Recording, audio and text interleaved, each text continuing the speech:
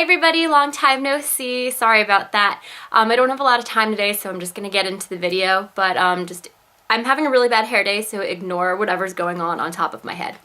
Anyway, today I have a Naked 2 palette review for you. If you want a more comprehensive review and swatches, I also have a blog post devoted to that, so I'll link that below if you want a little more information in case I kind of forget anything in this video. So Naked 2, as I'm sure you all know, I'm sure many of you already have it.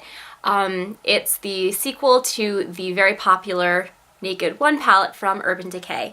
And it comes packaged just like this in a little plastic container, which I don't know why I still have that.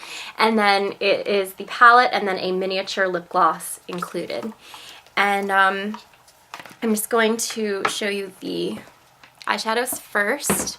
So it comes in a metal packaging, and it's about the same size as the first one, but it's metal, it's a little more industrial feeling, and it definitely is really tightly sealed, so when you travel it's not going to open up. And I guess that's a really good feature for people who do travel, but I kind of have to like put a little bit of muscle into opening it, as you can see. But once you have it open, it's a full-size mirror, which I love. It's really, really nice that it's the entire length of the palette.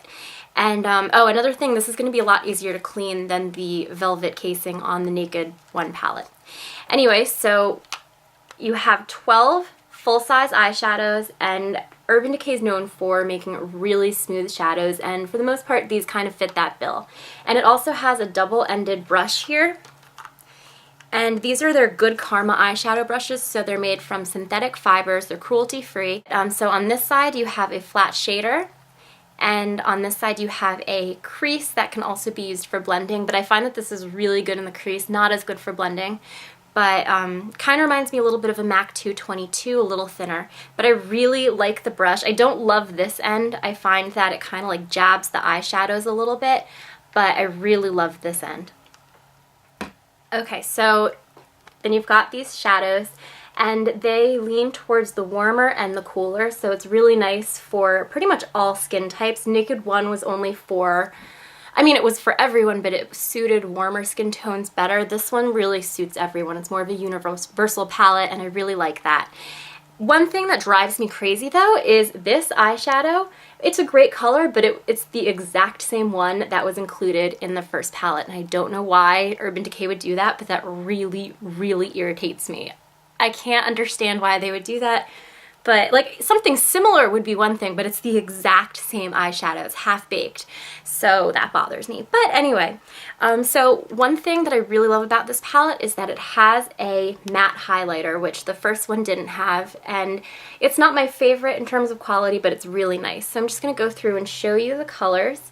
This is Foxy, Half-Baked, Booty Call, Chopper, Tease, Snakebite, Suspect, Pistol, Verve, YGK, Busted, and Blackout. This is the Foxy highlight. It's a matte highlight. It has a yellow base, as you can see, but unfortunately it doesn't really show up that well. I mean, when I put it on, it does the job of a highlight, so I mean, I guess I can't really say it's a bad highlighter. It doesn't do its job. I mean, it does, but it's definitely not as pigmented and smooth as a lot of other matte highlighters out there. This is Half-Baked, which is like a bronzy gold. It has an amazing texture, but it was included in the original palette, and like I said, I don't know why they did it, but it's a really nice eyeshadow, really smooth texture. This is Booty Call. It's like more of a peachy cream highlight.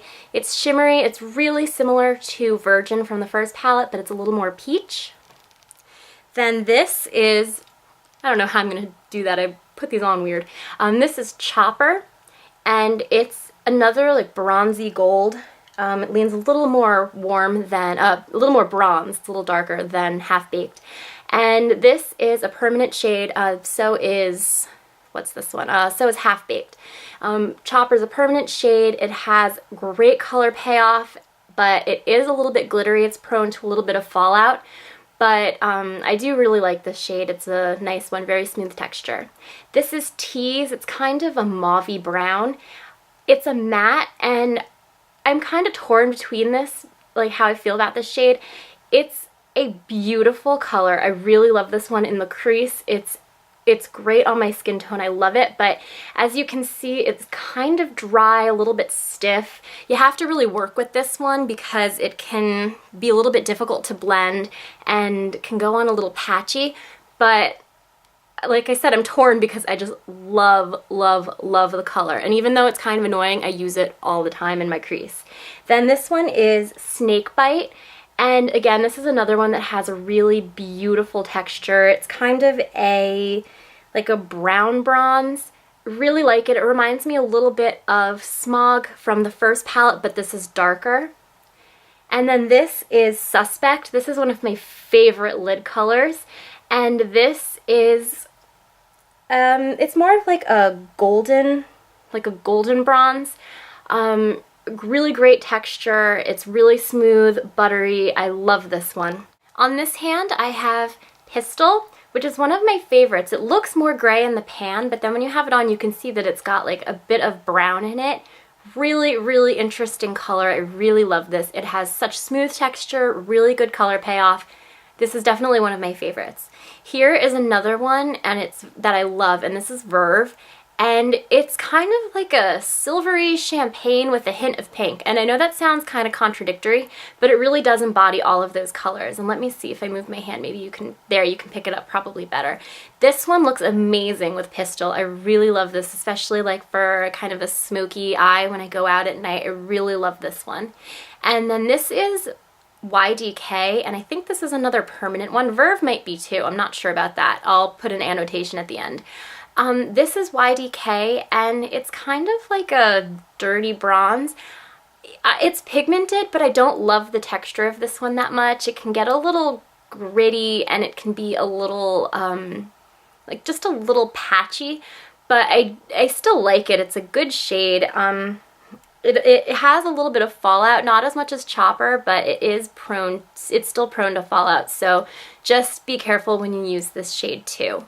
And then the last two that I have are Busted right here, which is kind of like a burgundy brown, and it reminds me a lot of Hustle, I think.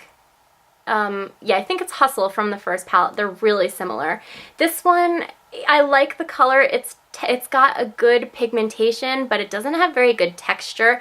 It goes a little patchy and streaky when I apply it, but this is another really nice one for the crease or outer V. And then this one is Blackout, and this is a very, very intense matte black. I was nervous when I saw this because I didn't love it in the 15th anniversary palette, but I don't know if they've reformulated it or if I've just been a little more flexible in terms of when I'm rating things, but I actually really like this one. It can be a bit patchy when you're blending, but on the initial swipe, when you place down the product, it's so pigmented. So I really like this one. This will also make a great liner too. I think this one it's got good staying power. I really, really like this one, and it's not as prone to as much fallout as I was expecting from a really black dark shadow. So those are all of the shadows in the palette. Like I said, there are some that they're not ideal, they're not the best quality, but I mean they're still good. I wouldn't say that any of the shadows in this palette are duds.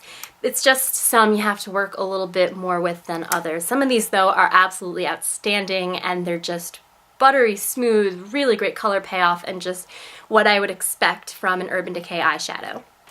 So I'm just going to show you now the little miniature bonus that came with it. This is one of their, what do they call this? This is their Lip Junkie lip gloss in Naked, and it's kind of a nudie color. A lot of people say it's a neutral pink, but and that's how it swatches on my hand, but on me it actually looks more, on my lips, it actually looks more brown toned.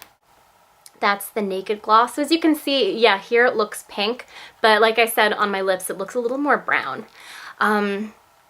I know that Urban Decay says this is supposed to be a plumper. I don't notice that on my lips, but anyway, this is infused with peppermint oil, so if you don't like that, definitely this won't be for you, but I actually really like that. It's refreshing and cooling on the lips, and I don't know, can kind of hide, like if you've got some bad breath maybe. I don't know, but I really like this, or I really like that. I'm not the biggest fan of it. It's not, you know, it's not sticky or anything like that, and especially like compared to a MAC gloss, this is like stick-free.